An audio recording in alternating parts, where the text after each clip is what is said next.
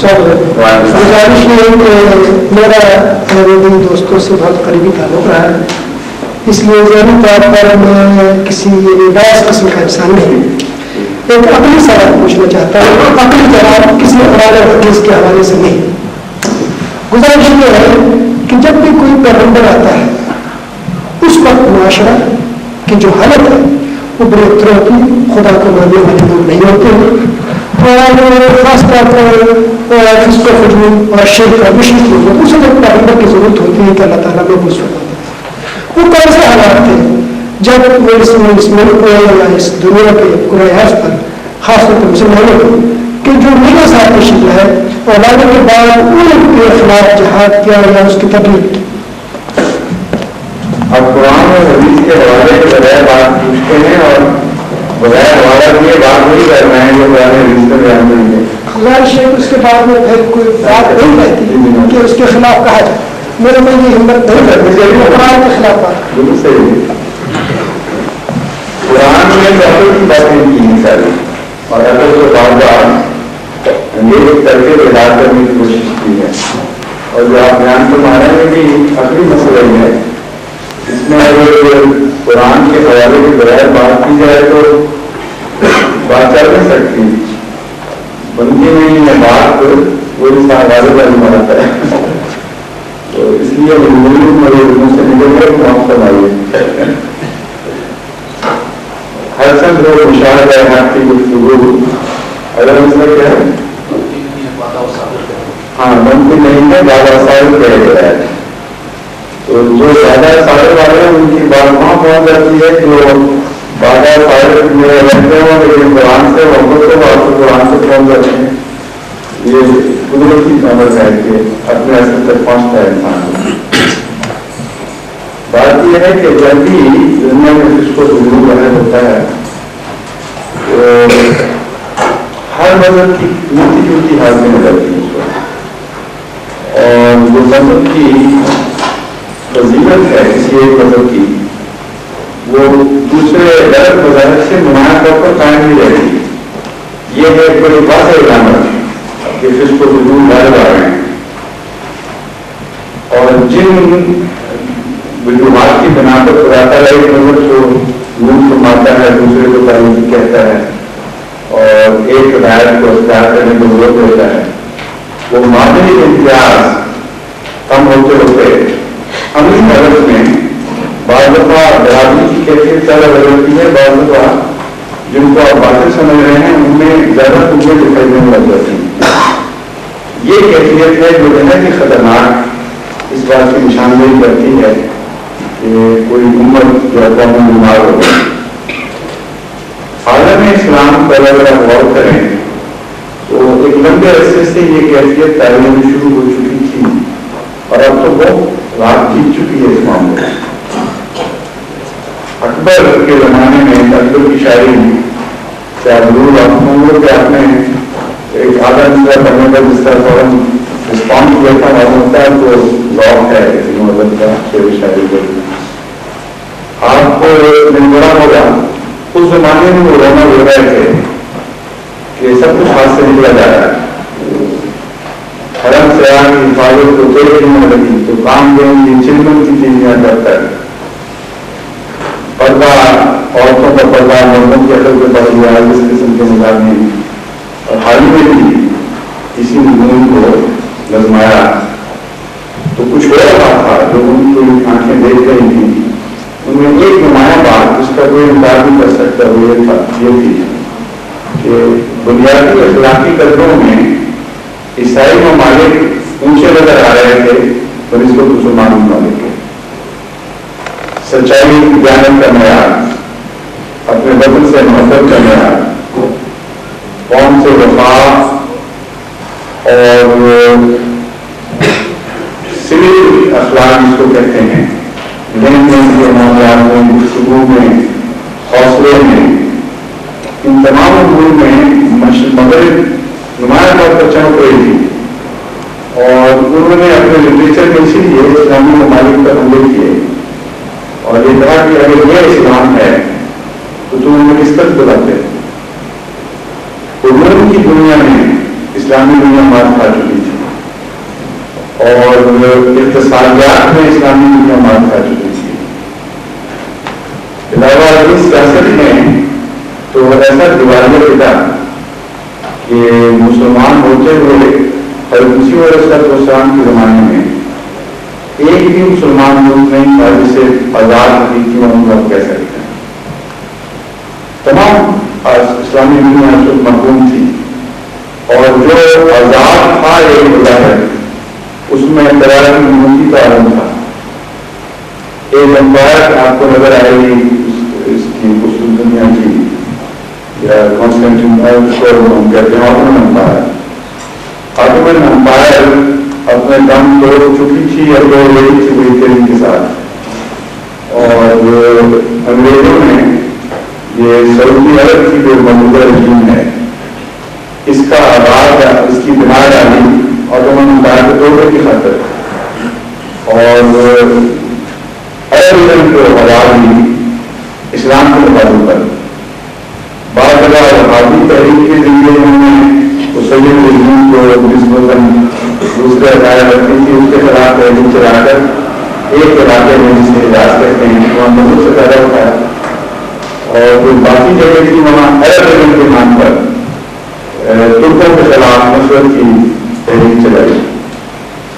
تو کون سا ایسا تھا اسلام کا مسلمان اسلام کا تو نہیں کہنا اسلام کو سارا سلامتی ہے ہمیشہ رہے گا.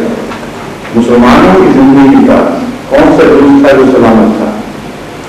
کون سی ایسی زندگی کی دلچسپیاں تھیں جس میں زہر بھی بولا جا چکا تھا اور پھر مایوسی کے علاوہ آئیڈینٹی ہاتھ سے نکل چکی تھی.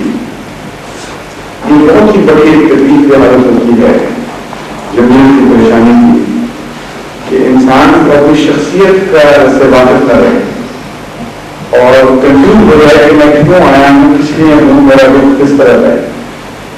چنانچہ شخصیت کے کھو جانے کے دو دور میں نظر آتے ہیں. اسی دور سے شروع ہوتی ہے بات. ایک تو شروع میں علماء نے اور ہمارے شعراء نے بھی مذہبی شخصیت کو اجاگر کرنے کی کوشش کی اور اس دور میں مولانا نذیر احمد صاحب کا نام نمایاں ہے. اس دور پہ علماء نے سمجھا اور شاعروں نے کہ اگر ہم مذہب کی طرف واپس چلے جائیں تو کوئی بھی ضرورت نہیں ہے کہ ہمیں واپس مل جائیں اور اسلام کی شخصیت پر زور دیا. لیکن اسی دور میں یا اس کے مان بعد سر سید احمد تھے اور پھر علامہ اقبال بھی اور انہوں نے یہ سمجھا کہ اسلام نام ہے صرف قومیت پیدا کرنے کا اور قومیت میں مسلمان کی قومیت میں ہماری نجات ہے اور اس پر زور دینا چاہیے اور مسلمان کی سیاست پر زور دینا چاہیے. اس دور کے نتیجے میں شخصیت کا رجحان ایسا ہوا کہ بعض لوگوں نے اس نعرے کے پیچھے کہ اسلام ایک کلی مذہب ہے جو زندگی کے ہر شعبے پر حاوی ہے. اسلام اور سیاست ایک چیز بنا دیا اور صرف سیاست میں گھسنے کی خاطر اس کا روایت کرنے کے لیے اسلام کو ایک جامع مذہب کہہ دیا اور اس کی اخلاقی پہلو چھوڑ دیے. اس کے تمام دوسرے مرضیات جو رسول تھے ان کو بیٹھ کر کے سیاست میں گھسنے سے اسلام اقتدار دے گا. تو کوئی ایسا حصہ بتائیے یا سوچ نہیں میرا مطلب ہے جس میں رکھنا مطلب ہوگا. اب اس کا کیا حل ہو سکتا تھا؟ اپنی طور پر یہ سوال پیدا ہوتا ہے. اپنی طور پر جب بحث اٹھاتے ہیں تو بغیر قرآن و حدیث کے حوالے کے ہم تعلیم کا مطالعہ کرتے ہیں کہ جب بھی مذاہب بگڑتے ہیں اور ان میں کچھ کو وجود داخل ہو جاتا ہے ان میں رکھنے پڑ جاتے ہیں پھر تباہیاں ہو جاتی ہیں اور اپنی قومیت اپنی حیثیت کا شعور دیکھنا شروع ہو جاتا ہے. کم سے کم دھان پیدا سختی سے پیدا ہو جاتا ہے. اس وقت کیا ہوا کرتا ہے؟ کیا ترغیب ہے جو تعلیم میں نیچے بھی دکھائی دیتی ہے؟ اگر یہ ہم مردی حیثیت سے بات کریں گے اگر مذاہب کی تعلیم کو آپ ایسے لوگ پر دیکھیں جس پر ہم اس وقت جیسے سوشل شہر اسلام کو دیکھ رہے تھے تو دو طرح کے واقعات میں مذاہب ہوتے ہیں. یا تو اس مذہب میں ایک نیا نبی ظاہر ہوتا ہے جو اسی مذہب کا پابند، اسی کی شریعت کا تابع وہ نیا قانون لے کر نہیں آتا اور محض اسلام کی خاطر اور دوبارہ جمہوریت پیدا کرنے کی خاطر ایک پیغام دیتا ہے اور اس کی بھی مخالفت ہوتی ہے. یہاں تک کہ بعض دفعہ وہ مخالفتیں آپ کو دکھائی نہ بھی دے رہی ہوں تو حوالے ایسے ملتے ہیں کہ اصل لوگ ہے کہ اس مذہب میں ایک نئی پاکیزہ جان ڈالی گئی اور اس کے دودھ اس جان کی وجہ سے نہیں بننا شروع ہوا، یعنی نئی تبدیلی پیدا ہونا شروع ہوئی. لیکن نیچر نہیں چلتی، کوئی تبدیلی بات ہے. دوسرا یہ نظر آتا ہے کہ بعض لوگ کی تبدیلی یہ فیصلہ کرتی ہے کہ مذہب اپنی عمر پوری کر چکا ہے اور اس کی جگہ اب ایک نئے مذہب کی ضرورت پیش آ رہی ہے. انسانی ترقی کرتے ہوئے اس مقام کو پہنچ گئی کہ اس کی تعلیمی تقاضے کر رہے ہیں یا بدل رہے ہیں تو اس کی روشنی میں بھی ایک بیان بدلا جاتا ہے. اور اگر یہ واقعہ نہ ہو دونوں میں سے کوئی تو آج تک ایک اس تاریخ کا واقعہ نہیں کہ علماء وقت نے اس مذہب کو سنبھال کر زندہ کر دیا. پھر اس کے مقدر میں لکھنا اور بیٹھنا ایک مسلسل تبدیل کے طور پر نکل جاتا ہے. وہ آگے بڑھتا ہے ڈرتے ہوئے گرتے ہوئے اپنی شخصیتیں بدلتے ہوئے اپنے عقائد بدلتے ہوئے بظاہر زندہ رہتا ہے لیکن اس مذہبی نقطۂ نظر سے بہت کا مزید شکار ہوتا ہوا ہے. کبھی بھی لوگ خود اپنی حالت کو بدل نہیں سکے. اس پر اگر آپ غور کریں تو لازماً ایک ہی وجہ سامنے آتی ہے کہ جن رہنماؤں کی وجہ سے مذہب ان سختیوں کا شکار ہوتے ہیں وہ وقت کے گزرنے سے پہلے سے زیادہ گندے ہوتے چلے جاتے ہیں، وہ زیادہ درست چلے جاتے ہیں. ان کے خیالات میں بھی ابہام زیادہ آتا چلا جاتا ہے یا نفسانیت بدل چلی جاتی ہے، حیرانیت سبب بدل جاتی ہے. اور ہر عالم اس نظریے کے ساتھ ہوتا ہے کہ میں اپنی ذات کی طرف لوگوں کی توجہ دوں اور امت کے جانے سے زیادہ لوگوں کو اپنے ساتھ شامل کروں. یہ ایک ویسا نشی ہے. اسی سے شروع میں فرقے پیدا ہوتے ہیں، اسی سے پھر فرقوں کی تعداد بڑھتی ہے، پھر فرقوں کے اندر بچتے ہیں لوگوں کو ایک دوسرے سے لڑنا اور جھگڑنا. اور اس دور کی خاص علامت یہ ہے کہ دلیل سے زیادہ قوت کی طرف بڑھنا شروع ہو جاتا ہے. اور میں ہمارا پل لگا ہو گیا کہ بنا دیا ایسی بات ہے سر جانتے ہیں کسی حوالے کی بات نہیں. قوت کی طرف رجحان اور زور سے بات منوانے چیز کا بیان بڑھتا چلا جاتا ہے. یہ تمام امور طبی طور پر بتاتے ہیں کہ لیڈرشپ تبدیل ہوئی ہے اور عام دنیا میں جب لیڈرشپ تبدیل ہوتی ہے تو دو طرح سے ہوتی ہے، یا عوامی انقلاب ہوتا ہے یا فوجی انقلاب ہوتا ہے اور ڈکٹیٹرشپ آ جاتی ہے کسی قسم کی. اور دونوں جگہ ٹیک اوور کیا گیا ہے لیڈرشپ کو. پھر ان کی قسمت ہے اگر گندے لوگوں پر آیا تو اور گندے لوگ ہوں گے، اگر اچھے لوگوں پر آئے تو اور اچھے ہو جائیں گے، بچ جائیں گے.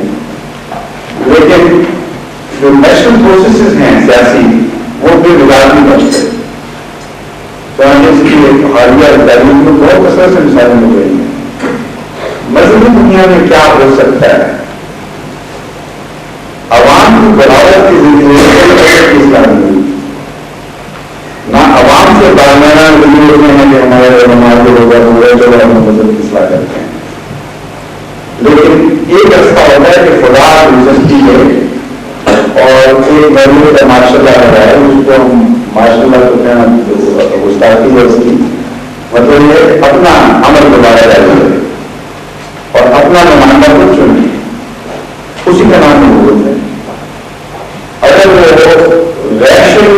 سنتا ہے تو یہ حیران ہوا کہ شریعت زندہ ہے جاری ہو رہی، اس میں جو تبدیلیاں پیدا کی گئی تھیں ان کی اصلاح میں انہوں نے کمانڈر بنا دیا ہے، اور اگر وہ شریعت ہی ختم ہو چکی ہے تو پھر غیر قانون سارا اثر شروع ہوتا ہے۔ لیکن دونوں قسم کی نبوتوں میں لازمت ایک طرح مشترک ہے کہ نبوت باوجود اس کے سب سے بڑی نعمت ہے، دنیا کو سب سے بڑی جانب سے پہلی تھی۔ جب بھی یہ کیا سپاس میں خدا کر مانتا وہ ہم سب سے اوپر ایک آگے میں آگا مسلط ہو گیا اور ہم کیوں ماننے چاہیے، اور یہ ہونا بھی چاہیے اگر وہ سرداشی لوگ تھے جو راضی ہو گئے تھے مطلب سے ان کے اعتبار سے، تو اس سے زیادہ معمول نمونہ ان کا منتقل ہوگی۔ اگر وہ فوراً سے تسلیم خان صاحب نے تو وہ سرداشت کیوں کہلائیں گے سر، کیونکہ مجھے اس سے کسی کو مانے گی، وہ جو مستقل کیفیت ہے امداد کی، جس کی وجہ سے جواب پیدا ہوئی، جس کی وجہ سے اس کو حضور پھیلے دنیا میں، اور کسی کو اس کو حضور میں دلچسپی نہیں تھی اس کو ہٹانے میں بلکہ اپنی اہمیت میں، اس کے نتیجے میں لازم کے رہتے ہیں اور مدد ہوئی۔ چنانچہ اب آج کے حالات پر آپ زیادہ کھلے طور پر اس کو مسلمان کر کے نتیجے نکال سکتے ہیں۔ جتنے بھی طریقے ہیں اس وقت عالم اسلام میں عظمت دور کی، ان سب کی طریقوں میں دوسروں کی نفرتیں شامل ہیں، اور یہ فکر نہیں پیدا ہوئی کہ ہمارے رشوت باوجود کہ رشوت کے لیے کام کریں اس کو ہٹانے کے لیے غصب ہو گیا ہے بہت زیادہ، تو اس کے لیے کچھ کوشش کرتے ہیں۔ ناپتول میں بدیانتی پیدا ہو رہی ہے، تجارت میں پیدا ہو رہی ہے، ان چیزوں کے خلاف لحاظ کرتے ہیں، واقعہ ہماری بندی ہو رہی ہے، اس کا کچھ علاج کیا جائے، پروار کھانے ٹھیک کیے جائیں۔ انبیاء کے یہ کام ہوتے ہیں، تو انبیاء کے کام نہ کریں اور ان کی آواز کو روانہ کرنا، یہ جو سہل انگاری ہے جس کے نتیجے میں پاپولرٹی کو حاصل ہو جاتی ہے، محنت بھی کرنی پڑتی ہے، یہ کام ہیں ہمارے لیے۔ اس کیفیت کو بدلنے والا نہیں ہوتا، وہ اکیلا ہوتا ہے لیکن بڑی دور سے اعلان کرتا ہے کہ میں پیدا ہو چکی ہوں، ان کو دور کرو، اور ماننے سے پہلے ہی ماننے سے پہلے ہی وہ اسلام کی آواز بلند کر دیتا ہے۔ پھر ایک لمبا دور ہے جتنے لوگ کا اس کے پیمانے مختلف ہیں، بعض دفعہ وہ دور موسمی رنگ میں ظاہر ہوتا ہے، جلال کے ساتھ بڑی تیزی سے پھیلتا ہے، لیکن موسمی رنگ کا دور ہمیشہ شدت سے ظاہر کرتا ہے، اور بعض دفعہ وہ عیسوی جلوہ دکھاتا ہے، مظلومی اور درد کی حالت سے گزرتا ہوا طرف پھیلتا ہے، لمبا عرصہ لیتا ہے، لیکن اس کی اپنی حفاظت ہے، اس کے اندر لمبا لمبی دیر تک رہنا، کافی رہنا، یہ سفارتی آتی ہے جو آہستہ آہستہ چیز کرتی ہے، وہ مٹی بھی جو آہستہ ہے لمبا زیادہ دیر تک رہتا ہے۔ تو دو ہی شکلیں ہیں ہمیں دکھائی دیتی ہیں مذہب کی تاریخ میں، موسمی شکل اور دوسری شکل، اور اس کی شکل بھی لمبی میں آیا کرتی ہے، جس طرح اس میں آہستگی پائی جاتی ہے اس طرح اس کے ظہور میں بھی آہستگی ہے، پھر اس کی شکل پہلے آپ کو دکھائی دیں گی ایک ہی مطلب ہے، جو لوگوں کی حالت سے قوموں کو گزارتی رہی، اس کی تعلیم دیتی رہی، چھوٹے چھوٹے ہلکے میں یہ گویا کہ اعلان کرتے رہیں اور یہ دور آنے والا ہے، اور پھر وہی اس کی شکل شہادت پر منتقل ہو جاتی ہے، ایک عظیم ہوتی مثلاً حضرت یحییٰ کی شہادت وہ عیسیٰ علیہ السلام کی تیاری کے طور پر تھی، اور اسی لیے ان کو راز کے طور پر بتایا گیا قرآن شریفوں میں کہ عیسیٰ مسیح جب آئے گا تو اس کے لیے ایک پیغام پر آیا تھا بتانے کے لیے کہ مسیح دور آنے والا ہے، جس کے لیے بھی بتاتے پڑے۔ اسی طرح حضرت سید احمد صاحب شہید کی شہادت وہی عیسوی دور پر گزارنے والی ایک شہادت تھی، مجدد حضرت مسلم صاحب عثمان کے دور سے پہلے 24 صدی تک تو آج کل تو علماء کے نزدیک مجدد آئے ہیں، لیکن 13 صدی تک جو آیا جن کو تسلیم کرتے ہیں اس میں اس کی جگہ بتا دیا تھا شہادت کے لیے، اور بڑے بڑے دن شہید ہوتے، تو اس لیے یہ عالمی منظر کو مجھے دکھائی دیا ہے اس طرح نظر آتا ہے. اور میں امید کرتا ہوں کہ آپ کے سوال کا کسی حد تک جواب ہوگا.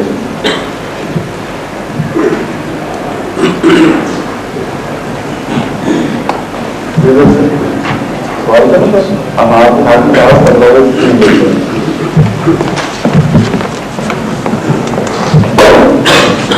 یہ سوال مغربی جرمنی سے ہماری ایک احمدی بہن نے جو آپ کے لیے بھجوایا ہے. ان کے زیر تبلیغ ایک ہندو خاتون ہیں جن سے تبلیغی بات چیت ہوتی ہے اور ان کے استفادے کے لیے یہ سوال ہے. تو دو سوالات ہیں.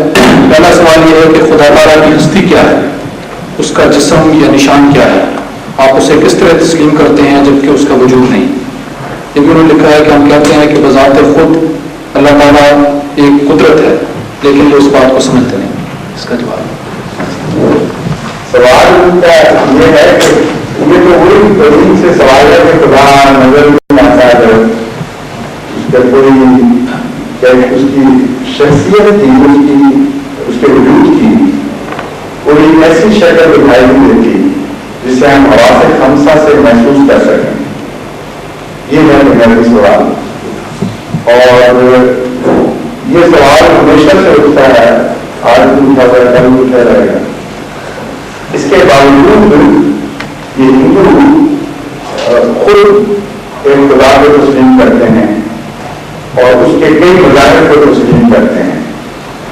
اور چونکہ بنیادی مادی طور پر بزرگ دکھائی دیتے ہیں, کوئی درخت دکھائی دیتے ہیں, کوئی شام دکھائی دیتے ہیں, تو غالباً ان کا یہ خیال ہے کہ خدا ان کی اندر رہتا ہے, وہ ظاہر ہوتا ہے, وہ روح کو جسم ہو گیا. کم سے کم اس سوال کرنے والے نے غالباً یہی اپنے ذہن کے اندر تصور مان لیا ہوگا تاکہ مسلمان بھی جواب دے تو میں وہ قوم نہیں مطلب جسم ہے, اور وہ بنا کر لیں بنایا منصوبہ ہو, کسی قسم کا کچھ پھولوں کا تصور ہوگا. بہرحال قرآن کریم ایک ایسی کتاب ہے جس نے مذہبی دنیا میں سب سے پہلے ایک نیا محاورہ داخل کیا, اور وہ ایک محاورہ ہے جو محمد ہے وہ غیر کا ایمان لاتے ہیں. اور خدا تعالیٰ کو عالم الغیب و شہادت فرمایا کہ وہ غیب کا عالم بھی ہے اور شہادت کا عالم بھی ہے. ان دو آیتوں کی روشنی میں غیب کے مضمون کو غور کرنا چاہیے, کیونکہ یہ غیب کا مضمون ہے جس کی بحث چلائی گئی ہے. اسلام میں وہ جو مادہ پرستی کا رجحان تھا اور خدا کو مادہ بنانے کا, اس کا ایک اسٹروک میں حل کیا ہے, اور ایک نئے زمانے کے ظاہر ہونے کا بھی اعلان کیا ہے. رسول کریم صلی اللہ علیہ وسلم سے پہلے انسان کے خدائی تصور میں شخصیات کا بڑا بھاری بدل تھا. اسی لیے انبیاء کو خدائی بھی تبدیل کیا جاتا تھا, کسی کو بیٹا بنا دیا, کسی کو بھائی بنا دیا, کسی کو ترقی دے دیے سے خدا بنا دیا.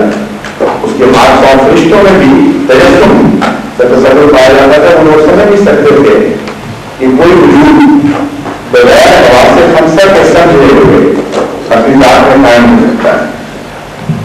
قرآن کریم میں جب غیر کا لفظ ہوتا پہلی آیت میں جو ہوتا ہے تو صاف ہوا کہ ایک نئے ایرا کا اعلان ہو رہا ہے, ایک نیا دور کھلنے والا ہے جس میں انسان غیر پر ایمان لانا سیکھے گا, اور صرف دعوی رہنے کا مطلب تھا بلکہ اسے غیر پر ایمان لانے کی عقل اس کا سلیقہ دے جائیں گے. چنانچہ اس سوال کا جواب آج ہم بہت بہتر رہنے دے سکتے ہیں. اس زمانے کی نسبت اپنی آیات کو معلوم نہیں تھی. رفتہ رفتہ انسان نے یہ معلوم کیا کہ اس کا حافظ جو ہے وہ آئس برگ کی طرح ہے, اور اکثر معلومات ہیں اور غیر ایسی ہیں کہ جن کو ہم براہ راست حواس خمسہ سے معلوم کر ہی نہیں سکتے, ان کے مضامین کو معلوم کر سکتے ہیں. چنانچہ اس وقت جہاں ہم بیٹھے ہیں, جہاں آپ اگر آج سے 200 سال پہلے بیٹھے ہوتے اور کوئی آپ سے کہتا ہے کہ اس فضا میں آوازیں بھی ہیں, تصویریں بھی ہیں, مختلف مناظر ہیں, مختلف پیغامات ہیں, और करोड़ों साल से चले हुए अजसाम की तस्वीरें यहाँ रिकंस्ट्रक्ट हो सकती हैं। और ये भरी हुई है सारी दुनिया इन चीजों से। अक्सर रंग जो हम नहीं देख रहे हैं वो इस फिजा में मौजूद है, और जो आवाजें हम सुन सकते हैं उससे बहुत ज्यादा आवाजें हैं जो इस फिजा में मुतहरक हैं और हम लोग सुन नहीं सकते। वो है कि जो हम देख सकते हैं वो बहुत थोड़ा है, जो नहीं देख सकते और मौजूद है वो बहुत ज्यादा है। जो सुन सकते हैं वो बहुत थोड़ा है, उसका जो पैटर्न है सुनने की ताकत का वो जो इतना मौजूद है कि वेवलेंथ उससे पहले और उसके बाद अक्सर ऐसा बातें हैं जिसे हम भी सुन सकते हैं, लेकिन कोई ना कोई सुन रहा है, सुन सकता है। मसलन कुत्ते हैं, वो एक मिसल की आवाज को सुन लेते हैं जो हमारी पहुंच से नीचे है, ऊंची नहीं पहुंच से नीचे है। जिस वेवलेंथ पे हम आवाज सुनना शुरू करते हैं उससे बहुत पहले छोटी वेवलेंथ होती हैं, उनमें हम भी सुन सकते हैं, कुत्ते सुन सकते हैं। चुनाचे बगैर आवाज के इसने बना दी है क्योंकि इनको वैध पहले में नहीं बोल। ये पता लगा कि अगर वैध पर मान लाओगे तो तुम्हें बहुत कुछ मिलेगा इससे, और वैध आगे में बदल करेंगे। और ऊपर जाकर उनमें ट्रिकों में भी ऐसी आवाजें निकाली जो हमारी शरीर से ऊंची है, और वो भी वैध थी। चूंकि इन कौमों में वैध पर ईमान आया जिनको अभी बताया नहीं जाता, इसलिए वैध को हालत में बदलने लगे। वैध में नई चीजों का दर्शाया जा सकती। जिन मुसलमानों को वैध पर ईमान लाने के लिए बताया गया था उन्होंने हालत को वैध बना दिया, बड़े बना पाते हैं। अपने छोटे को तस्वुरात और कहानियों में लेना शुरू कर दिया, और जो हाथ में था वो भी जाता रहा सब कुछ। इसलिए ये जो कोशिश है ये बहुत खतरनाक खुदा को मालूम करने के लिए गैर में जाना जरूरी है। अब ये साबित होते हैं जब तक ये कौन गैर में जाना जरूरी उस वक्त तक के खुदा की मुमकिन थी, और गैरियत बड़ी शिद्दत के साथ आ रही थी। और जब उन्होंने गैर की तलाश शुरू की तो वो लोग जो साइंस की इब्तदा है जब कि अभी गैर पर उनको अभी हासिल नहीं हुआ था, सिर्फ जाहिर की साइंस थी, उस वक्त वो गैरिया हुई। और इस एनालिसिस को अगर आप तस्वीर से देखें तो हैरत होगी आपको कि कुरान की प्यारी आयत में कितने अजीम मताले में दाखिल कर रहे थे, जैसे नए जहान को दे दिया मौजूदा साइंस के दो दौर में एक और बच्चे गैर में गैर बगैर इन्होंने जाहिर को समझना सीखा, और एक ऑर्डर के जानवरों की स्टडी जिसने की डार्विन में, और उसको कुछ बातें नहीं सब जाहिर की स्टडी की। और जो कायनात की फिजिसिस्ट ने स्टडी शुरू की वो भी जाहिर की स्टडी की। उस दौर में उन्होंने अपने छोटे से इल्म को अपनी अनामियत बढ़ाने का जरिया बना दिया, और गिरियत तो पता लगा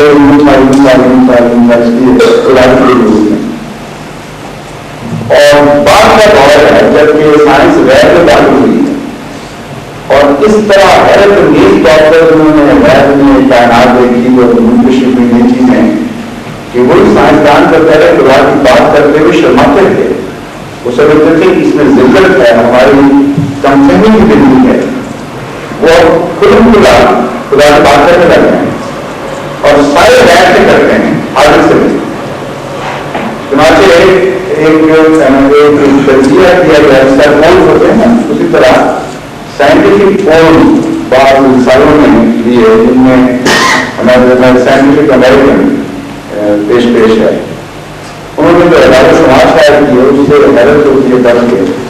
वो कहते हैं आज से 50 साल पहले शायद 1% की साइंसदान ऐसा नहीं था जो जुगत के साथ खुदा का जिक्र कर सके और फिर साइंस की बात नहीं करता।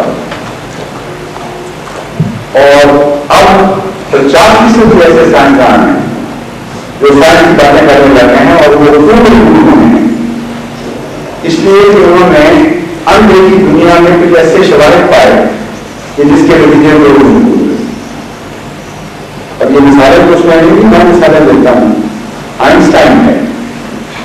आइंस्टाइन ने जब अपनी स्पेशल थ्योरी ऑफ रिलेटिविटी पर गौर किया तो खुदा की बात करने को मजबूर हो गया, और फिर जनरल थ्योरी ऑफ रिलेटिविटी के बाद तो उसके लिए कोई गुंजाइश ही नहीं थी कि वो कुल्लियतन बेखुदा दुनिया कायनात का तसव्वुर कर सके। और वो जो थ्योरी है वो गैर के अंदर की एक और गैर है जिसे समझने के लिए भी बहुत ही जीवट और बारीक बीन साइंसदान के दिमाग चाहिए। उस जिम्मन में उस गुफ्तगू में वो कहता है कि मैंने ये थ्योरी इस तरह हासिल की कि मैंने जब कायनात का मुताबिया किया तो मुझे इसमें एक हुस्न और एक बैलेंस, एक तवाज़ुन दिखाई दिया। और तवाज़ुन इतना हैरत अंगेज और इतना तफसीली था कि मैंने एक ख्याल किया तसव्वुर नहीं बनना, अगर वाकई को खुदा है तो कायनात का पैदा करने वाला है तो ये तवाज़ुन के हादसाती नहीं होना चाहिए, इसे खुली होना चाहिए, हर चीज में तवाज़ुन होना चाहिए।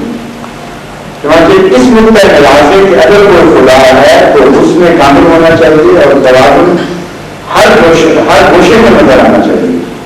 मैंने जब बात साइंटिफिक थ्योरीज थी जिनमें न्यूटन के लॉ शामिल थे उन पर गौर किया तो उनमें मुझे अदले तवाज़ुन दिखाई दिया, और मैंने सोचा कि अदले तवाज़ुन हो तो फिर अदले खुदा है, और वो मेरे नजरिए यहाँ गया कि उसमें कामिल होना चाहिए।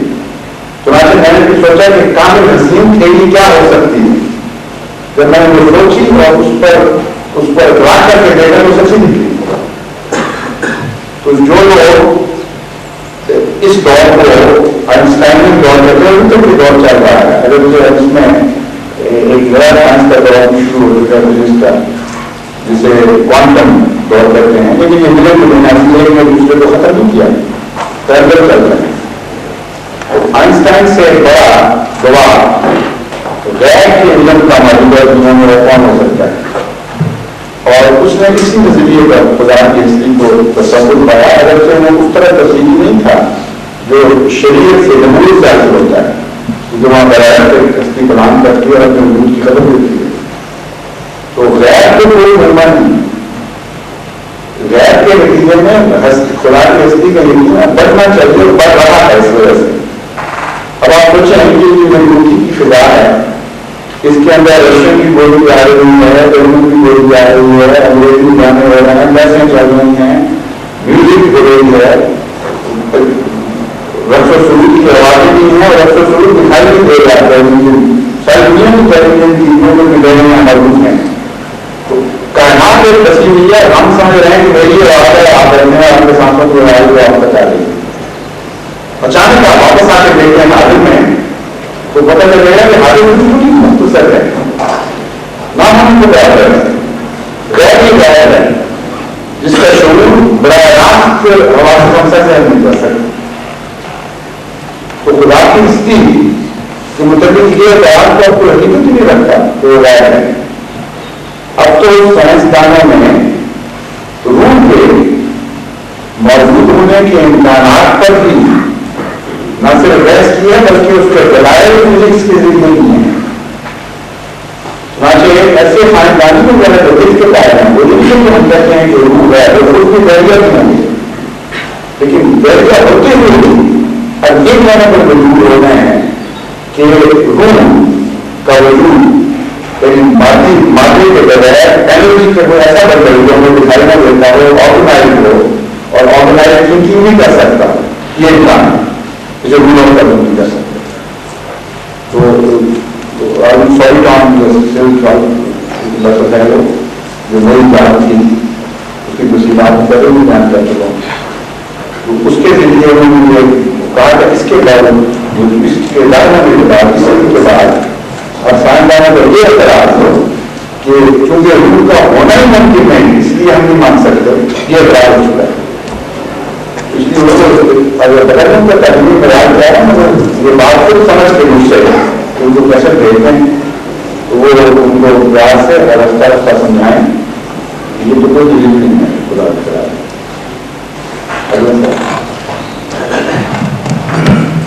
میرا دوسرا سوال جو ہے یہ بھی اس ہندو خاتون کی طرف سے کیا ہے کہ اسلام میں گوشت کھانا جائز ہے، اس کی کیا وجہ ہے؟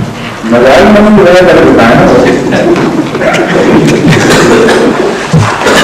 اصل بات یہ ہے کہ نیگیٹو کے لیے دلیل ہونی چاہیے، پازیٹیو کے لیے ہونی چاہیے. ایک مسلمان اصول ہے، منطق کا ہے، وہ ساری دنیا کے منطق کی تسلیم کرتے ہیں. کسی چیز کے نہ ہونے کے لیے دلیلیں دینے کی ضرورت نہیں ہے. موجود اگر کوئی ہے تو پہلے اس کے خلاف ثابت کریں گے کیوں موجود نہ ہونا چاہیے اس کو. یہ ہے اصل استدلال. تو وہ جو کہتے ہیں نیگیٹو ایٹیٹیوڈ ہے کہ گویا کے نہ ہونے کے حق میں دلیلیں موجود ہیں، گوشت نہیں کھانا چاہیے. یہ بہت بندے کا گوشت نہ کھایا جانا تو ایک مقبول بات ہے، اس لیے گوشت کھانے کے حق میں دلیل کو میں اس کو بتاتا ہوں کہ پہلے لوگ یہ دلیل کو کہ گوشت کیوں نہ کھایا جائے، کیونکہ کھانے سے مفاد نہیں کھانا چاہنے ہے. اس لیے بات اس سے شروع ہوگی کہ کوئی چیز کیوں نہ کھائی جائے. اس کا آلٹرنیٹو یہ ہے کہ کچھ نہ کھایا جائے. تو اگر یہ مانتے ہیں تو پھر میں اس بات کو جائز کروں گا. کھانا بتایا نا باہر، اس لیے جو بات آتا ہے کھایا جائے، سوائے صرف کے تجربہ بتایا کہ یہ ظاہر ہماری یہ چیز تھی، یہ فلاں چیز تھی اور اس کا نقصان ہوگا. چنانچہ جتنے بھی ایسے مذاہب ہیں جو قدیم تھے ان میں زیادہ کھانے کی اجازت ہے. جتنا مذاہب میں ترقی کی ان میں کم کھانے کی اجازت ہے. جہاں مذہب کا اثر نہیں ہے، جب بہت پرانا مذہب ظاہر ہوا مٹ گیا، وہاں سب کچھ کھانے کی اجازت ہے. جو گوشت کی بحث نہیں ہے، وہاں آپ دیکھتے ہیں چین میں جہاں پہلے کنفیوشن میں وہ 4000 سال پہلے 5000 سال پہلے کی بات ہے، وہ آیا کہ مٹ گیا رکھتا رکھتا پھر وہ تہذیب ہو گئی. وہاں ہر چیز کھانے کی اجازت ہے. کتے بلی جانور ہر قسم کے مکھی مچھر جو مارنا کھا جائیں شاید. یہاں تک کہ کھانا مسئلہ بن گیا ہے. اور لوگ کہتے ہیں کہ دیکھو انہوں نے جانور چڑیاں نقصان پہنچاتی تھی، اس لیے انہوں نے چڑیاں غائب کر دی اپنے ملک سے باہر مار کے. چڑیاں چھوڑتے ہیں، ہر چیز غائب کرتی ہے، کتے بھی کام دکھائی دیتے ہیں. اور ہر چیز کھانے کے بعد ان کو یہ ڈگری دینی پڑے گی کہ کیوں نہ کھایا جائے، سمجھانا پڑے گا. تو ہمارے جو دوست جاتے ہیں اس علاقوں میں ان کے لیے مسئلہ بنا ہوا ہے. ایک پاکستان میں دیش کے مطلب کسی نے سنایا، اب پتہ نہیں لطیفہ بنایا تھا یا واقعہ ہے، لیکن خیر سی مضمون سے پیدا کرنے والی ہے. وہ ہانگ کانگ گئے، وہاں چینی لوگ ہیں، بہت سارے چینی کا معاشرہ ہے. تو وہ بڑا ڈر رہتے ہیں کہ ان کے حرامتیاں مجھے بلا رہے ہیں. انہوں نے بڑے کو بلایا اور انہوں نے ایک لسٹ بنائی تھی. انہوں نے کہا دیکھو میں نے بندر بھی کھانا، میں نے سانپ بھی کھانا، میں نے سور بھی کھانا، میں نے یہ بھی کھانے میں چوہا نہیں کھانا، ساری لسٹ نکالی. تو اس سے بڑا اچھی طرح سے میں نوٹ کر کے جاتا.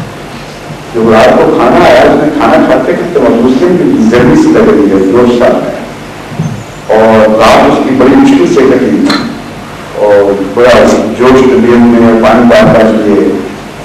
تو صبح وقت اس کو پوچھا جا رہا تھا کہ میں تو اس میں سے بھی کچھ غیر نہیں ہوگی تمہیں. میں کہتا ہوں کچھ وہ دکھلایا تھا جو اس لسٹ میں نہیں تھا. اور جب بات میری بات ہوئی کہ میں نے کچھ دوست بنایا.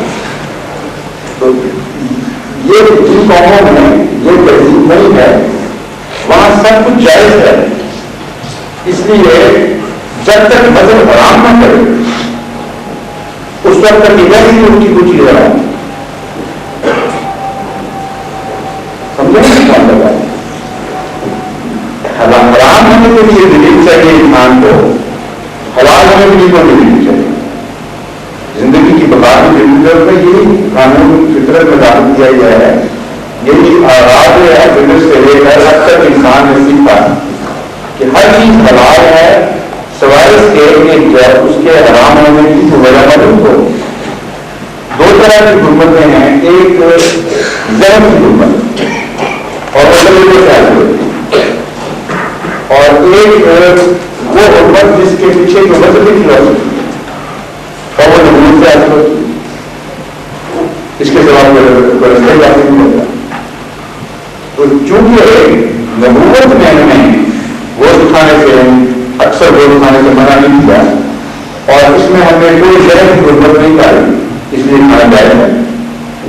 اس کے خلاف وہ ذرائع ہے جب میں ان سے بات کروں گا کہ ان کے ذرائع اس وقت تک کمی ہے کمی ہے. اگر کسی کا ہم کو پتہ مارے تھے اسی گھر میں دوسری گھر میں اسی کام میں اسی کام میں شخص پورا کرتا ہے پورا کام کرتا ہے تو ٹھیک ہے. اگر ہم کسی آدمی ان کو سیدھا جاتا ہے بعد میں مجھے پتا ہے کہ آپ یہ پورا کام کرتا ہے ان کو سامنے کچھ والوں کو سکتے ہیں نہ کرنا یہ برا ہے مجھے پتا ہے کہ سکتا ہے تو ٹھیک ہے ان کو سیدھا جاتا ہے ان کو جانا. I can generally understand what you mean, but perhaps not entirely. So I permit you to ask the question in English, but I know your standard of Urdu is high enough to understand the answer in Urdu. So you further elucidate the question in English, then inshallah the answer is in Urdu. In the work of revelation, and we are concerned in reforming people, it is a matter to us that in this family and that family and here and there, people are involved in this bad thing or this unwanted evil thing. You may mention these harmful things in a speech or indirectly. Is it part of all of it? The last bit taken from my answer, I'll answer you. Come and sit please.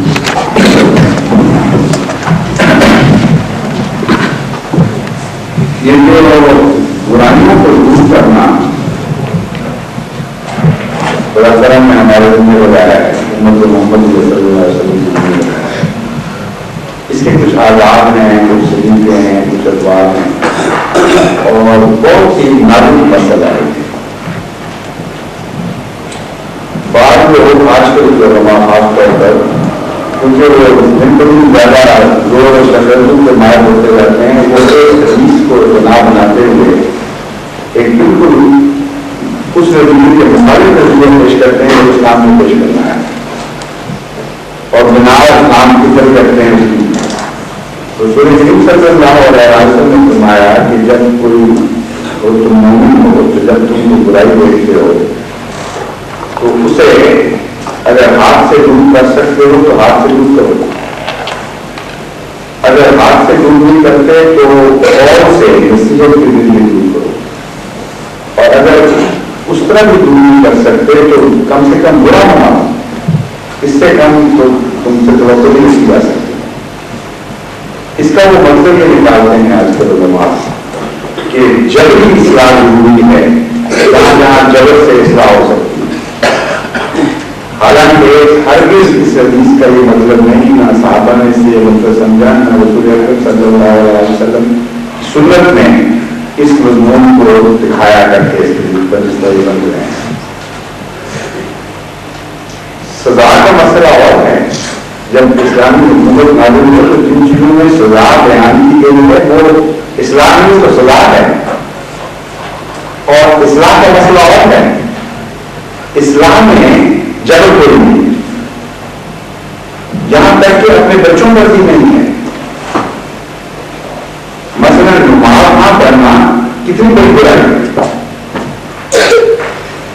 زندگی ہے انسان کی روحانی زندگی نماز اور نماز نہ پڑھنے کا مطلب ہے کہ انسان ڈرتا ہے کہ جھوٹ یا دوسرے چھوٹے چھوٹے گناہ یا چوری وغیرہ اس کی حیثیت ہی کوئی نہیں. اس کے مطابق کہ انسان نے زندگی سے تعلق ہی کاٹ دیا. اور آخر صلی اللہ علیہ وسلم نے فرمایا کہ بچوں کو پہلے نصیحت کرو 7 سے 10 سال تک پیار سے سمجھاؤ تربیت کرو وقت رکھتا. 10 سے 12 سال تک اگر وہ نماز نہ پڑھیں تو بے شک ان پر کچھ سرگرش بھی کرو، لیکن اس کی بھی شرطیں ہیں کہ ان کو بھی مارنا، زیادہ سختی نہیں کرنی، تھوڑی بہت تعلیم کی اجازت دی، اور 12 سال کے بعد باپ کو بھی اجازت دی، ماں کو بھی اجازت دی کہ اپنے بچے پر سختی کرے، وہ نہیں چکتا ہے۔ یہ تو کچھ سروس کا مطلب نہیں آتا، فرق یہ ہے کہ بزرگوں سے پہلے کی روکنے کی اجازت ہے کسی حد تک، جب انسان بالغ ہو جائے تو خود مختار ہے خدا سے، اور سوائے نصیحت کے بھی کچھ باتیں نہیں کرتا۔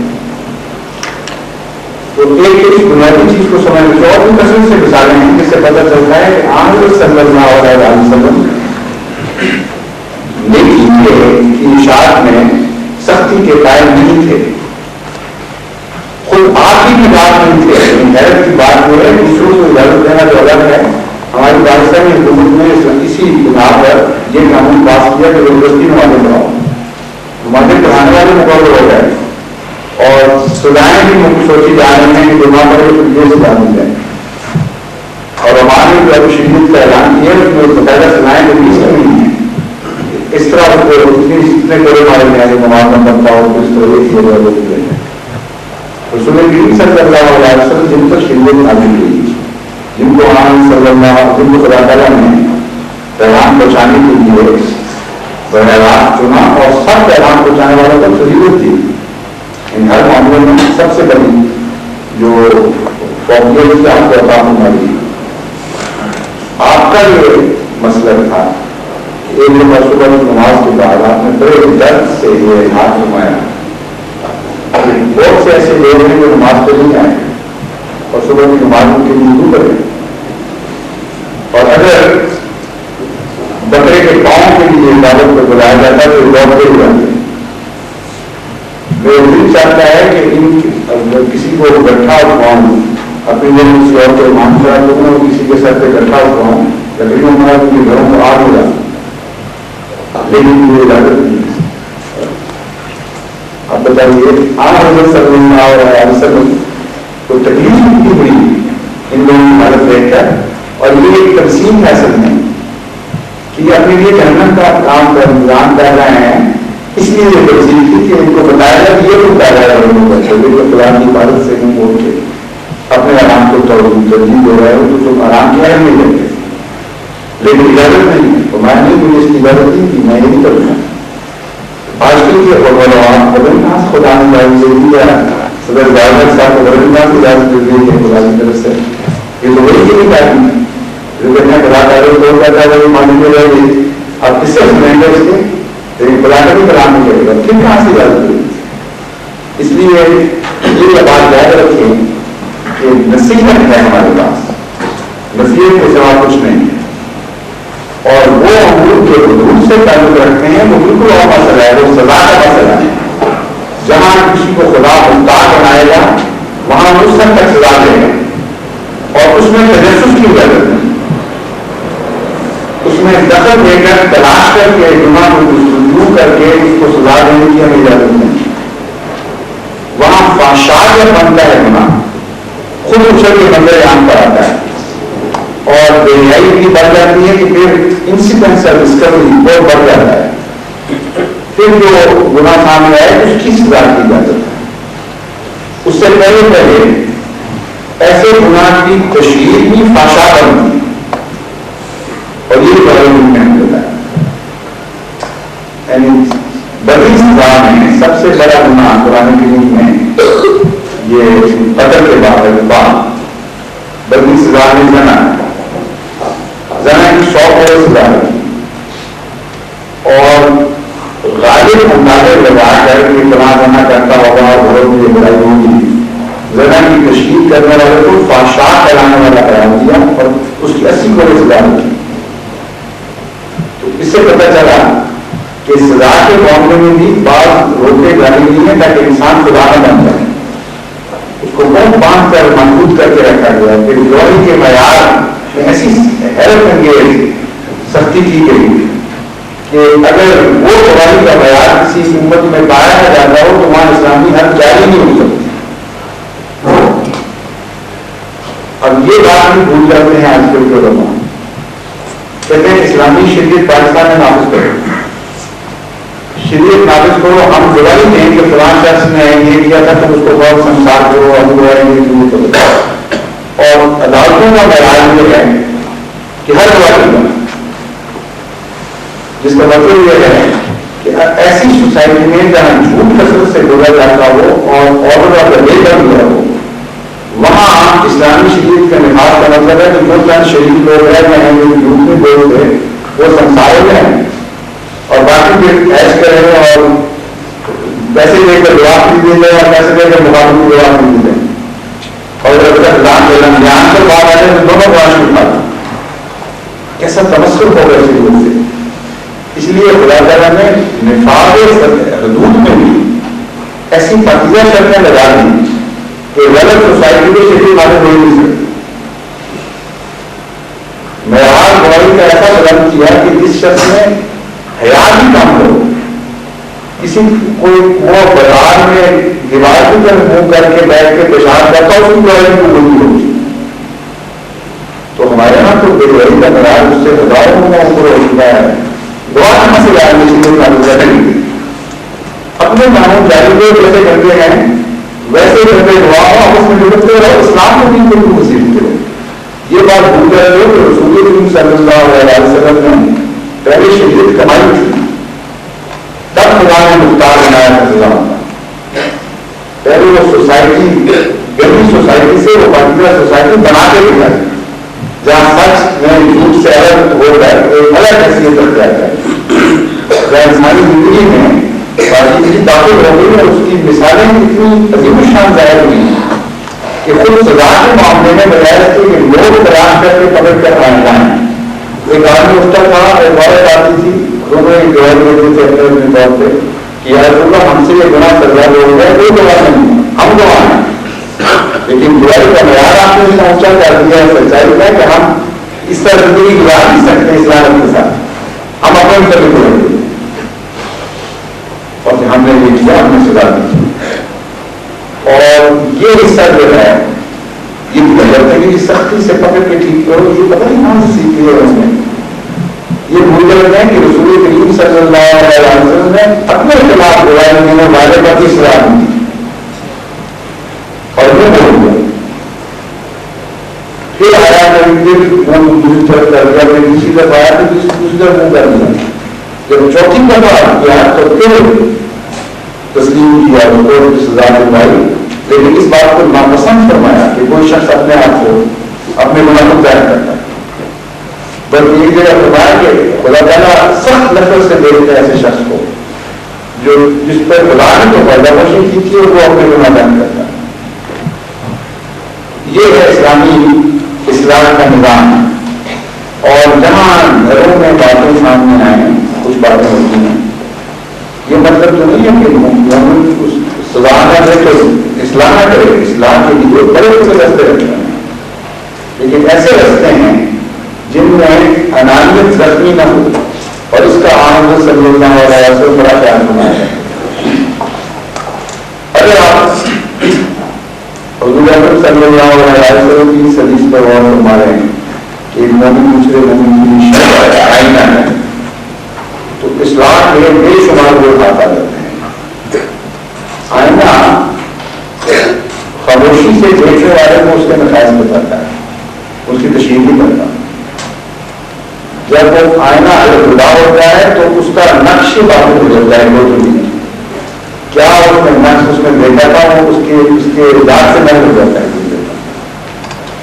اور صرف نقش نہیں بتاتا، دنیا بھی دکھاتا ہے. مومن کے دل میں یہ صفائی ہو کہ وہ ناصر بننے جایا کرتا ہے.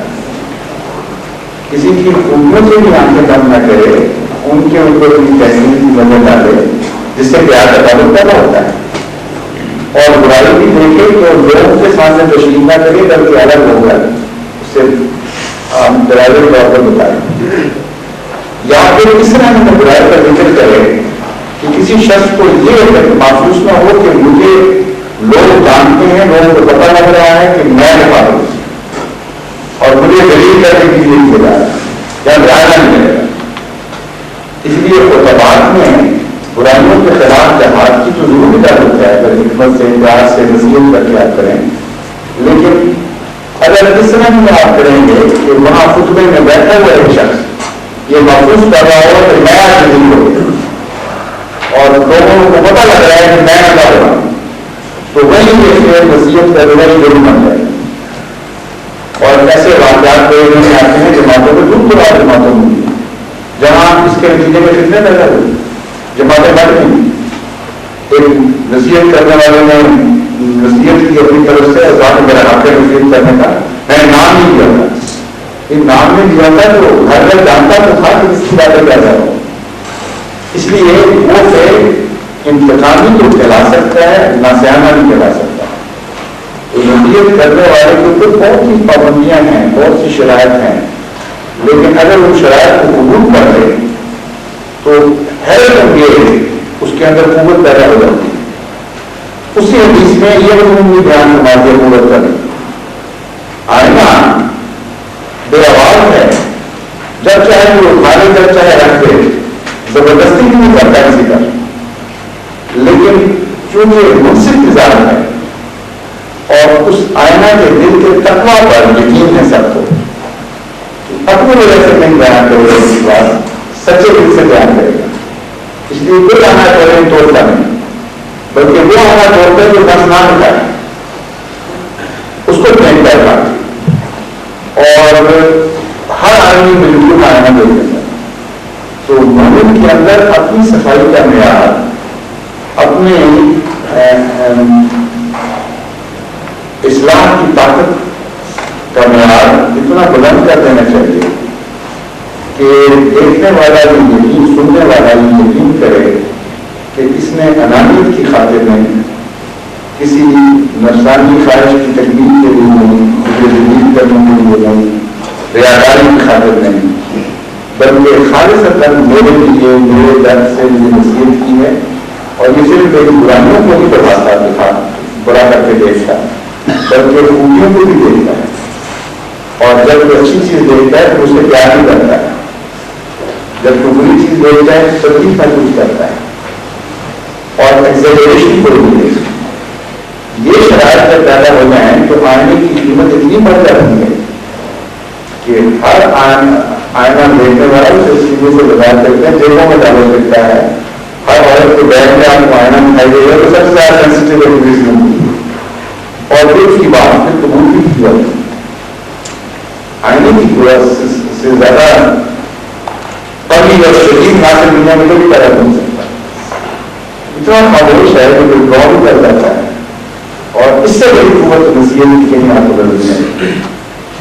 اس لیے آئینہ کریں اور جہاں بھی آپ کی نصیحت آئینہ ہونے کی صفات کے مناسب نظر آنے شروع ہو جائے وہاں اس کو چھوڑنے چاہیں, آپ تقویٰ اختیار کریں اور ڈر جائیں کہ شاید اس سے غلطی ہو سکتی.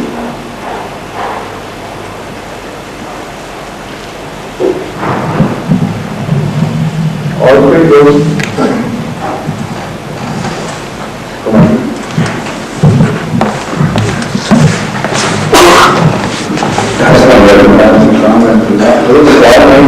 میں کسی کے بارے میں نصیحت کے بارے میں کچھ کہا ہے فرمایا, اس کا میں کہہ رہا ہوں کہ پچھلے ہفتے میں نے اخبار پڑھا تھا پال جان, تو اس میں خبر تھی کہ ایک مولوی صاحب ملتان میں قتل کر دیا گیا. جب میں تفصیل پڑھی تو اس میں یہ تھا کہ مولوی صاحب اس دکان کو لایا کرتے تھے کسی کی دکان پہ, اس کی دکان کے اوپر فلم ایکٹروں کی اور ایکٹریسوں کی تصویریں لگی رہتی تھیں اور بجائے کا مولوی صاحب پورے لگنے میں اس کو گویا والا کہتے تھے, جس سے وہ تنگ آ کے اس نے اس کو قتل کر دیا. تو جیسا کہ فرمایا کہ ہاں نفرت میں پیدا کرنے کے لیے نہیں نام آیا, نام تو نفرتوں کو بنانے کے لیے آیا ہے اور اس نے غلطی کی ضرورت کیا کام کی نافرمانی کی اس کو بلانے کی اور اس نے قتل والے کاٹنے کا کوئی نہیں پیدا جائز کیا, لیکن اس نے اپنی طرف سے وجہ ضرور پیش کی ہے, انگیز قاتل کی ہے اور اس کو حق نہیں کرتا تھا. اس لیے ایسے کو شہید نہیں آپ کہہ سکتے. جو آسان سے اس روپ میں مارا جائے وہ شہید ہے, جو اس سے تجارت کر کے مارا جائے ویسے شہید ہو سکتا ہے. اچھا تو آپ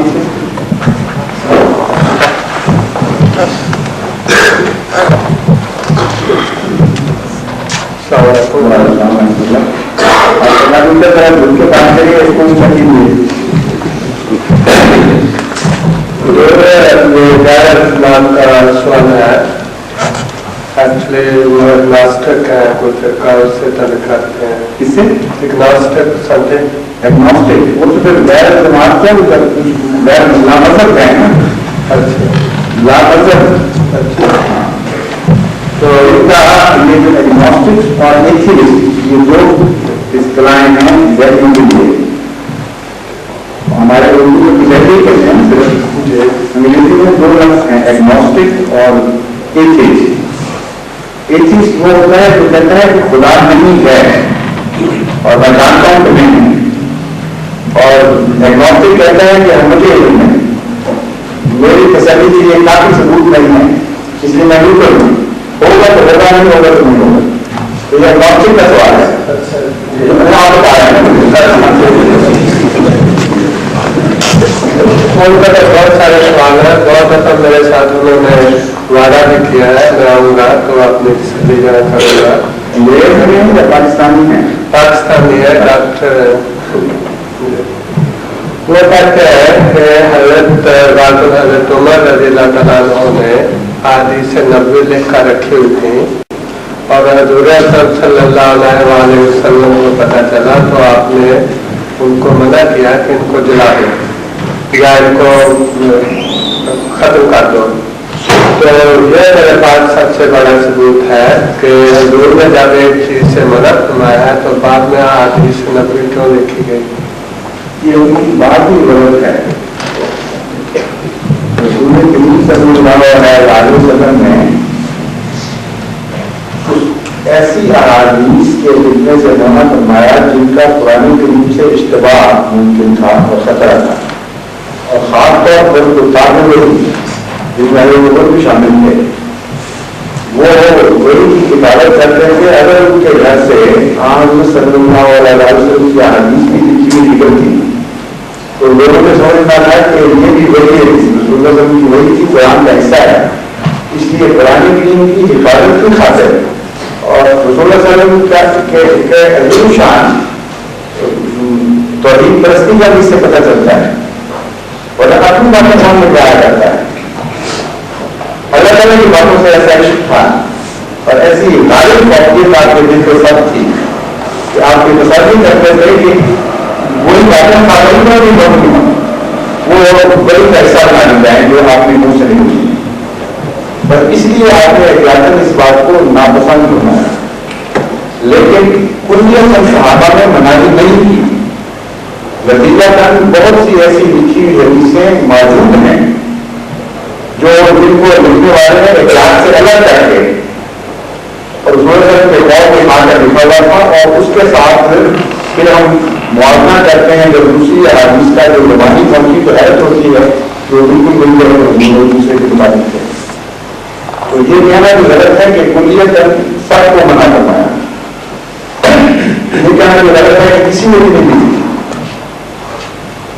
कौल अपने कौल से और उस पर अमल करने से तो नहीं मना फरमाया, ये उनकी दलील है कि तो वैसी गुमानी रसूल करीम सल्लल्लाहु अलैहि वसल्लम ने लिखने से मना फरमाया। सही नतीजा निकालना कि आपने ये मना फरमा दिया कि मेरी जो नसीहत तुम तक पहुंचे उस पर अमल न करना, ये तो बिल्कुल गैर मंतकी बात है, कोई जोड़ ही नहीं इस बात। हदीसें हैं जुबानी जमा हुई लेकिन और मोहम्मद मुस्तफा सल्लल्लाहु अलैहि वसल्लम के तौर पर उनका मानना फर्क रहता है, काउं का रुकना वक्त का रुकना नहीं करते और उसका सबूत कुरान में मौजूद है। इसलिए गालिबन आपने लफ्ज़ सही के लिए इस्तेमाल किए वो होंगे पहले कुरान होंगे एग्नोस्टिक नहीं होंगे। मैंने मजमून बयान कर रहा हूँ ये वैल्यू वाला तो पहले कुरान वाला है वो इस्तेमाल करते हैं, इससे कि हदीस की जरूरत नहीं। हालांकि कुरान करीम से एक से ज्यादा मुताबिक सबूत कभी तौर पर इस बात के मिलते हैं कि अल्लाह ताला के कौल के सिवा रसूल सल्लल्लाहु की उस कौल की तशरीह की वाजिब है और उसका मानना उस पर बात करना फर्ज है। اب یہ محاورہ دیکھیں قرآن کریم کا وَمَن يُطِعِ اللَّهَ وَالرَّسُولَ، اللہ کی اطاعت تو ہو گئی قرآن کریم، وَالرَّسُولَ نے کیا مطلب؟ اگر وہ بیان ہوئی چیز ہے تو اللہ کی اطاعت خالی کیوں نہیں فرمایا گیا ہے؟ رسول کی اطاعت سے کیا مراد ہے؟ لیکن اس کے سوا ایک اور موقع پر تو بالکل بات کھول دی، فرمایا اطیعوا اللہ واطیعوا الرسول واولی الامر منکم، اللہ کی اطاعت کرو اور رسول کی اطاعت کرو اور اولی الامر کی اطاعت کرو۔ وَإِذَا تَنَازَعْتُمْ فِي شَيْءٍ فَرُدُّوهُ إِلَى اللَّهِ وَرَسُولِهِ، جب تم آپس میں اختلاف کرو کسی مسئلے پر تو اس مسئلے کو پھر یعنی مذہبی امور میں اختلاف ہو جائے تو وہاں ان امر کو پھر اتھارٹی نہیں ہوگی فیصلہ کرنے، اللہ اور رسول کو اتھارٹی ہوگی صرف فیصلہ کرنے۔ اب آپ یہ سوچیے، ان سے ذرا کو سمجھائیے کہ کیا شریعت محمدیہ 23 سال کے لیے تھی صرف، جس عرصے میں نازل ہو کر ختم ہو گئی اور بعد میں قرآن کا عمل ناممکن ہو گیا؟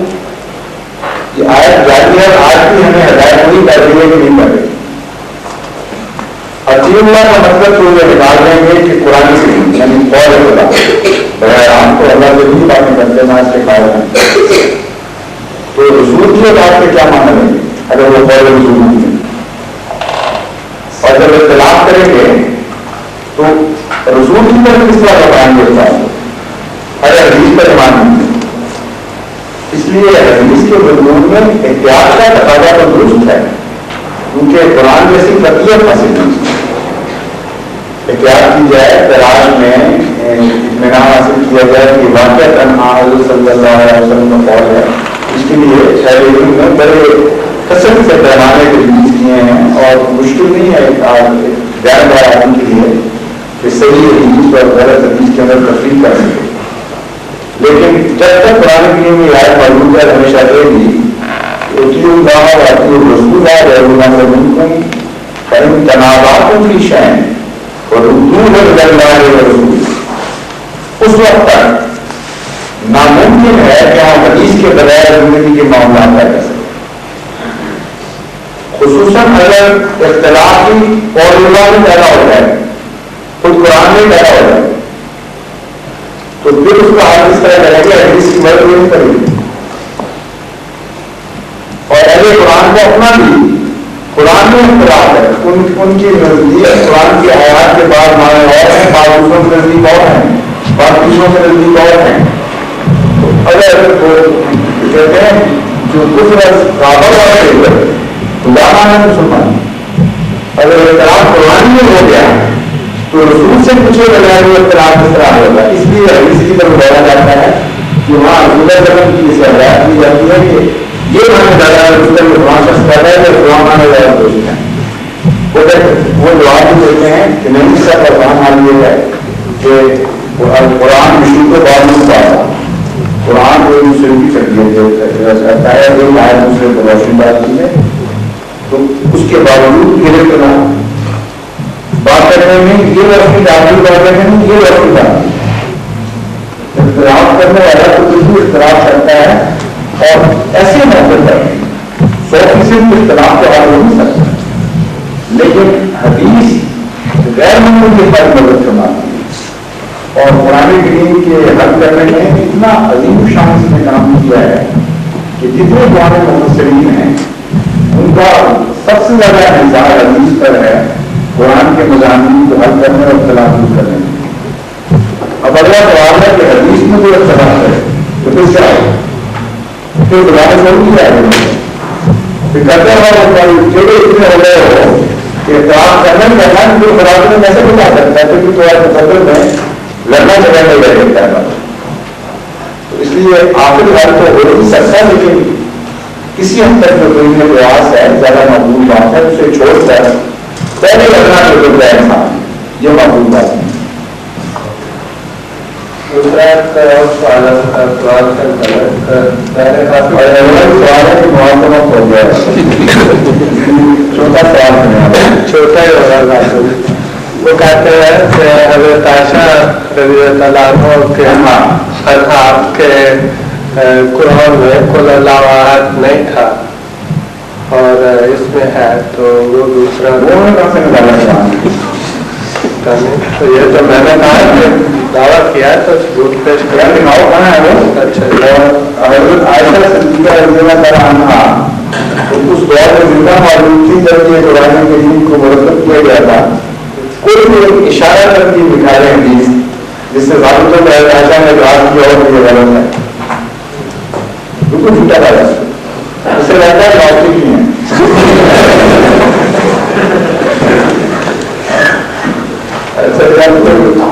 اگر تو ہمارے مہمان ہوئے کون کا جوان تعلق نہیں ہے ادھر وہ سوال کرنا چاہیں تو پھر کرنا چاہتے ہیں ورنہ یہ معاف طرف پڑے آپ اسے کریں.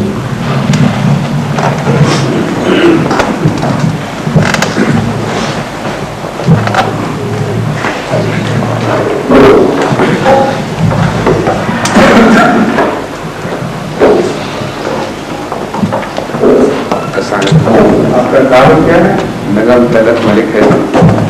میں محمود ملک کا کزن ہوں. ٹھیک ہے محمود ملک. اچھا اچھا آپ کے کبھی پہلے بھی یہاں آئے ہوتے ہیں پہلے بھی شامل ہو گئے تھے. جی ہاں نبی. وہ کون ہیں؟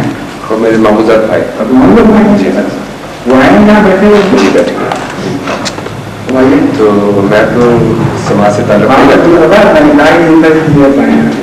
لیکن میری تو سوالات ہیں جو کہ بہت پرانے ہیں لیکن میرے نالج میں میں آپ سے پوچھنا چاہ رہا تھا پاکستان سے. جی قمر صاحب سے میری بات چیت ہوتی رہتی ہے. جی جی تو وہ یہ تھا کہ ایک تو آپ کے جو لوگ ہیں ہماری مسجد میں نہیں جاتے. کس میں؟ ہماری مسجد میں ہمارے پیچھے ہمارے مولوی کے پیچھے مسجدوں میں. کیوں نہیں جاتے پوچھا آپ نے؟ جی میں نے قمر صاحب سے پوچھا تھا وہ کہہ رہے کہ جب ہمیں نان مسلم قرار دیا گیا ہے تو ہم کیوں جائیں. نہیں صرف یہ بات نہیں ہے اس کی اونچی تعلیم ہے. جی اگر اسی کو میں السلام نے جب دعویٰ کیا تو قرآن نے یہ معافی بتایا جس کا ان سے وعدہ کیا گیا تھا اور بس یہ معلوم کی میں ہی ہوں آسمان سے کوئی نہیں ہوگا. یہ تنصیبی مسیح مراد تھا ورنہ کبھی بھی پیدا گیا وہ واپس نہیں ہو جاتا. دو دعوے تھے اس پر آپ کی تکلیف شروع کی اور 10 سال تک آپ نے تکلیف کو برداشت کیا اور 10 سال تک علماء کی طرف سے اتنی سختی کی گئی کہ باوجود اس کے کہ احمدی غیر کے پیچھے نمازیں بھی پڑھتے تھے مسجدوں میں بھی جانے کی کوشش کرتے تھے مگر فتوے میں جاری کیے کہ جو داخل ہوگا اسے مارو اسے سزائیں دو سنگین اور کم سے کم جرمانہ یہ ہے کہ اتنے دور مانی کے دعاؤں سے کیونکہ مسجد اس نے ملی کی ہے کتے کے داخل ہونے پر جتنے دوروں سے مسجد بات ہوتی ہے اس سے زیادہ دوروں کی ضرورت ہے کامیابی کی اور غذائی کے مسئلے سے اور وہ پانی میں گزارے گا وہ بھی پتہ کہ وہ کون کا پانی ہوگا جو گزارے گا. باہر نہ صرف یہ اعلان کیے گئے بلکہ کثرت سے ایسی اذیت ناک واقعات سامنے آئے کہ احمدیوں کو غیر احمدی منزلوں میں نماز کرنے کے لیے بولتا گیا بلکہ یہ فتوے جاری کیے گئے جس میں موجود ہیں کہ اگر کوئی دعائے پیچھے نماز پڑھنا ہے تو پیچھے بھی نہ پڑھنا مسجدوں میں گھسنے بھی نہ دیں باہر بھی پیچھے نہ پڑھنے دیں یہ کرتے تھے اور جو بھی ایسا کرے گا وہ اپنے مطلب میں مفادہ دے اس کی بیوی بھی حرام ہو گئی اس کے بچے میں نام دینا ہوگا. جب اتنی سختی کی گئی تو پھر حضرت مسیح علیہ السلام نے بلاخر یہ اعلان کیا کہ میں نے ایک لمبا عرصہ صبر کیا تاکہ اختراع نہ پیدا ہو اور حوصلہ کیا ہماری تعلیم کی باوجود لیکن اب تھوڑا معاملہ اتنا بڑھ چکا ہے اتنا کھل گیا ہے کہ اللہ تعالیٰ کی طرف سے مجھے اب اجازت نہیں ہے نرمی کی. چنانچہ آپ نے فرمایا کہ رسول کریم صلی اللہ علیہ وسلم نے فرمایا کہ جو شخص کسی پر کفر کرتا ہے اور جو مسلمان ہو اس کا کفر اس پر لوٹتا ہے اور وہ کافر ہو جاتا ہے. آپ نے فرمایا میں نے تمہیں 10 سال نصیحت کی یہ حرکت نہ کرو یہ حدیثیں لکھ کر بتائیں گے کہ کہ اس حدیث سے کرو ورنہ میں مجبور ہوں گا. لیکن جب تم نے حجت تمام کر دی اور سارے مسلمانوں کو اس اپنے ساتھ ہمخیال بنا دیا تو اب میرے لیے رستہ نہیں چھوڑا اور کافی کے پیچھے معلوم ہو. اس لیے کا فتوا واپس کرو. اسی لیے حضرت مسیح علیہ السلام نے جو فتوا جاری کیے وہ سب فتووں سے مختلف ہے جو غیر حدیث فقہوں نے جاری کیے ہیں. مثلاً بریلویوں نے یہ فتوا کیا ہے کہ بریلویوں کے سلاح کسی کے پیچھے نماز نہیں جائز نہیں ہے. بریلویوں کی نماز کسی دوسرے کے پیچھے جائز نہیں. اس قسم کے بنتے ہیں. بہادروں نے یہ فتوا دیا کہ بہادروں کے سوا باقی شیعوں نے جو فتوے دیے اپنے فرقے کا نام لے کر ہر غیر فرقے کے پیچھے نماز کلیت حرام قرار دی بلکہ ان کو اپنے پیچھے فرض نماز پڑھنے سے روک دیا. حضرت مسیح علیہ السلام نے آپ حیران ہوں گے یہ دیکھ کر کہ کسی غیر فرقے کا نام نہیں دیا. آپ نے یہ فرمایا کہ جو میرا مکذب اور مکفر ہے اس کے پیچھے تمہاری نماز نہیں سکتی وہ بنا کر سکتی. اور جو براتی طرف سے ہو اس کو جرمانے والا باوجود بار بار کی وصیت کے اگر وہ تکفیر پر نہ ہے تو آپ بتائیے کہ پیچھے ماننے والے نماز ہو کیسے سکتے. امامت کا مطلب یہ ہوتا ہے کہ آپ اس کے قابل ہو گئے ہیں دعاؤں میں اٹھنے بیٹھنے میں اتنے کلیت پر قابل ہو جاتے ہیں کہ اگر امام غلطی کرتا ہے تو آپ کی غلطی کرنے پر مجبور ہے. امام نے 5 رکعتیں پڑھی ہیں تو امام کا وشے کیسے رہ جائیں اگر اس نے 5 ہی پڑھنی ہے تو آپ کو بھی 5 کرنی پڑے گی. وہ سردہ صاحب کرے گا آپ سردہ صاحب کریں گے. امام جھلنا ہو جاتا ہے شروع سبق کی وجہ کے مطابق اور امام کی نماز میں سب کی نماز داخل ہو جاتی ہے. اتنی قوت ہے امامت میں کہ اگر آپ زور کی نماز پڑھنا چاہتے ہیں اور زور کی نیت مانتے ہیں لیکن امام اصل کی پڑھ جائے جمع نماز تو فقہاء کہتے ہیں کہ آپ کی زور کی نہیں ہوگی اثر کی ہو جائے گی. آپ کی نیت زور کی امام کی نیت اثر کی امام کی نیت آپ کو بھائی آ گئی. تو جو امام وقت کے جو امام دنیا ہے امام خدا کے مقابلے کرتا ہے امام کی تکلیف کرے اور کہہ کہ وہ جھوٹا ہے اور نماز میں ہو سکتا ہے لان کے بھی جا رہا ہے اس کے پیچھے اس کو ایمان لانے والا کھڑا ہو تو اس کی نماز کیسے ہوگی وہ تو خود اپنے ایمان پر نہ ڈالنے والا سمجھا ہے.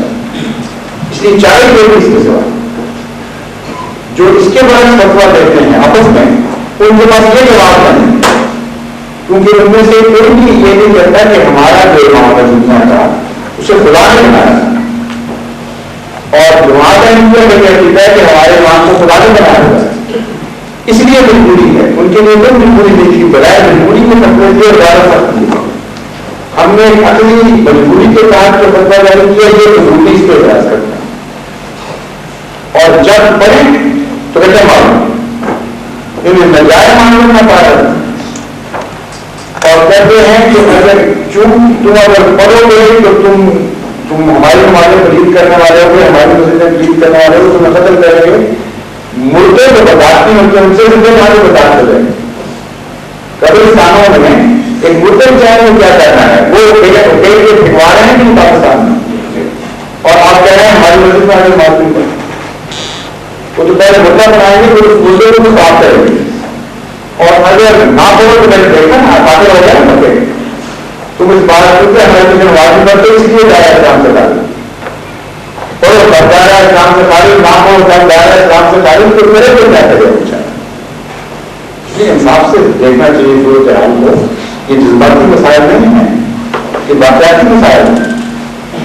یا تو ہم خود جھوٹا کہیں اپنے امام کو یہ یقین رکھیں کہ خدا نے نہیں بنایا تھا پھر ٹھیک ہے آپ کا مطالبہ معلوم بات ہے کہ کیوں لوگوں کا اختلاف کرتے ہیں چھوٹی چھوٹی باتوں پر ہم تمہارے امام کے پیچھے پڑے تو ہمارے امام کے پیچھے پڑ لو. جب ہمارا ایمان یقین ہے کہ خدا نے بنایا تو مجبور ہے.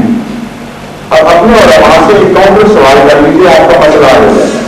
آپ ان سے حضرت رضا صاحب کا ذکر ہی نہ کریں آپ ان سے پوچھیں امام آئے گا کہ نہیں کوئی آپ کو نہیں آئے تو آئے گا کوئی نہیں آئے گا نہیں پکا تو آپ کافر کہے گا ان کے پیچھے تو ہمارے بنا کریں گے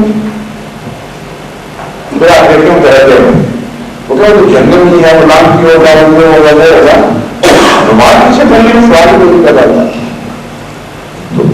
ہمارے مطلب کہتے ہیں جس کو تم سچا سمجھتے ہو اس کے عمل میں اس کو جھوٹا ہونے کا اعلان کرو، اس کے متفقین اس کے مقدمین کے پیچھے چلو. یہ کیسے ہو سکتا ہے؟